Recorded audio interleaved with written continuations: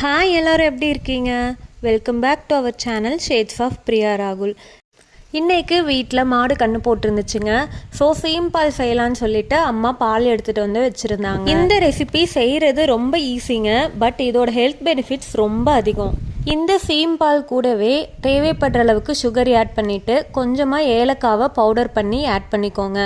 உங்களுக்கு வேணும்னா கொஞ்சமாக ஃபுட் கலர் ஆட் பண்ணிக்கலாங்க, இல்லைனா அவாய்ட் பண்ணிக்கலாம். இப்போது ஒரு குக்கரை ஸ்டவ்வில் வச்சு கொஞ்சமாக தண்ணி விட்டு நல்லா கொதி வந்ததுக்கு அப்புறமா நம்ம ஆல்ரெடி மிக்ஸ் பண்ணி வச்சுருக்க சீம்பாலை ஒரு பாத்திரத்தில் எடுத்துகிட்டு அந்த குக்கருக்குள்ளே வச்சுடுங்க. 20 மினிட்ஸில் இந்த சீம்பால் நல்லா குக்காய் வந்துடுங்க.